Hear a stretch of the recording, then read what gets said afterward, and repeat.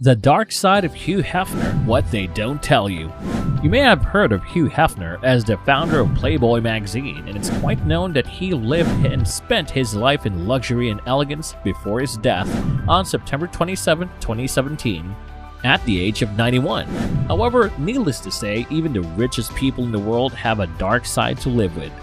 In this video, you will know more about Hugh Hefner's share of it, along with the things that he enjoyed himself with when he was still alive. Just like many rich people, Hugh Hefner is quite a collector in terms of cars. According to CNN, Hefner started the newspaper with a $600 investment and has now expanded it into a $110 million enterprise. He was known to be an ardent vehicle collector with a collection that includes several Porsches, Lamborghinis, Cadillacs, and vintage automobiles, in addition to the famed Playboy mansion in Beverly Hills. One of the cars that he owns is a Cadillac Series 62. Hugh Hefner made his debut in the world at the turn of the century. As a result, he was able to see a considerable chunk of the 20th century, during which he became acquainted with every classic car. It's hardly surprising that Hefner acquired a vehicle fixation after being exposed to such a diverse range of superb automobiles. The car may appear antiquated by today's standards, yet it was considered rather revolutionary when it was initially launched. Features like automatic windshield wipers, according to the same source, were not commonly accessible until the next several years. Hefner is deserving of a high-end automobile like this because of the extravagant lifestyle that he led. 1969 Mercedes-Benz Type 600 Pullman limousine is another car in Hugh Hefner's collection. Only 600 of these high-end cars were ever made from 1963 to 1981, after they were first displayed at the Frankfurt Auto Show in 1963. Other notable owners of the same car type were King Hussein, Mao Zedong, Queen Elizabeth II, the Shah of Iran, Marshal Tito, Romanian President Ceausescu, Prince Rainier, the Beatles, Elvis Presley, Hugh Hefner, and the Pope. This particular vehicle is a 6-door model with the divider that was specially ordered for Hugh Hefner of Playboy. This model was eventually sold at auction by the proprietor of Playboy Enterprises. This Mercedes-Benz was the first of its kind to include a V8 engine. It is propelled by a mechanically fuel-injected engine that is 6,330 cc in displacement and generates 300 horsepower and 693 pound-per-feet of torque. Aside from the sunroof flag standards, partition glass, and chilled bars, the 600 lines were known for the prevalence of personalized decorations. Hydraulics were utilized for the operation of all the seats, windows, doors, sunroof, cowl vent, and trunk. Jaguar F-Type is also part of Hefner's collection. The Hefner and newspaper Playboys designed to the highest versions of the automobile each had their own personal brand and seemed highly different from one another. According to the journal USA Today, Raquel Pumplin received a Jaguar F-Type as a present.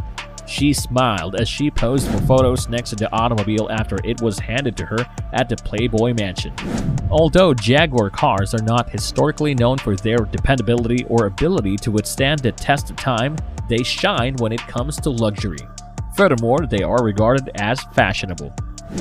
Wow, Hugh Hefner has indeed lived a life that many would have wanted. Out of the cars that he owned, which one would you want to lay your hands on? Let us know by leaving a comment below. Also, are you liking this video so far? Then go ahead and give it a thumbs up, and don't forget to subscribe to our channel to watch more videos like this one. Speaking of the extravagant life of Hugh Hefner, of course, you can't go deeper without covering his Playboy mansion. Do you want to know more about it? Well then, let's continue on. Some of you may be surprised to hear that Hugh Hefner previously owned a Playboy mansion.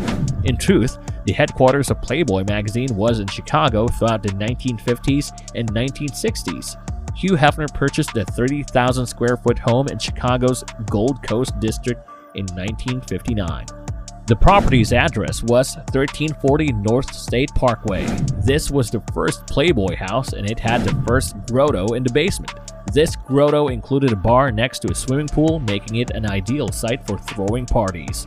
In addition, there was a friendly note on the front door that read, "You don't ring if you don't swing."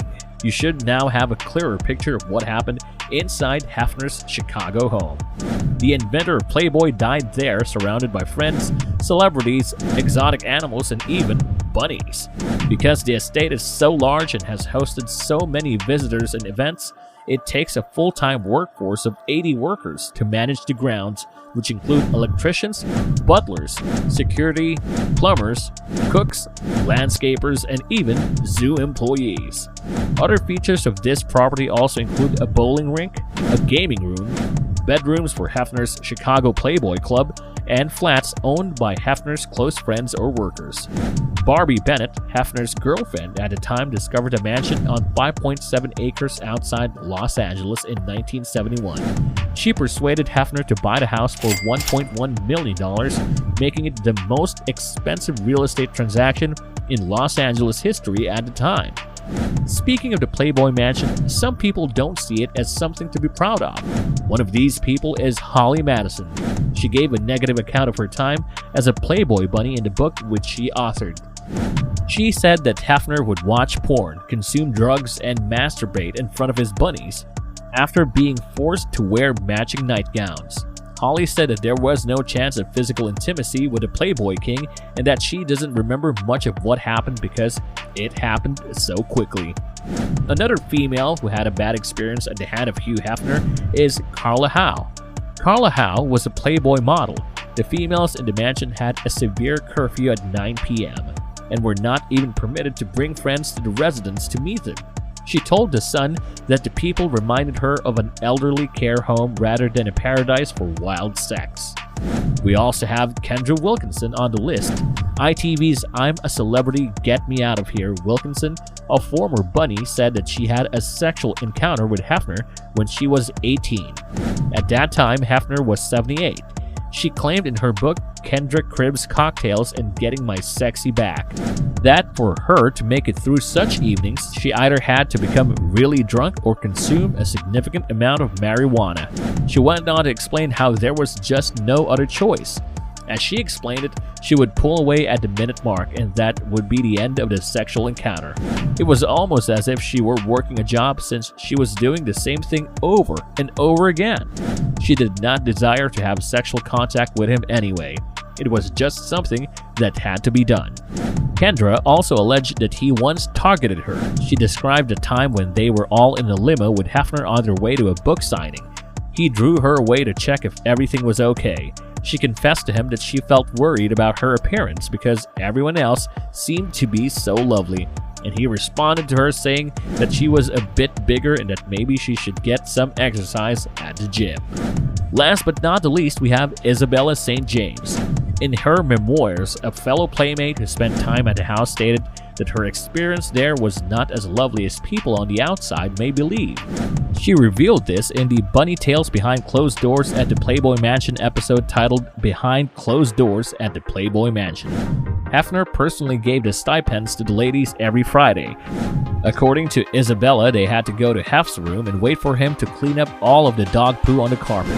They can only ask for their money after it was cleaned up. She went on to convey how much they all despised the entire situation. Hef would constantly take advantage of every occasion to express his concerns about the direction of the relationship to convey his point. The majority of the accusations focused on a lack of harmony among the women.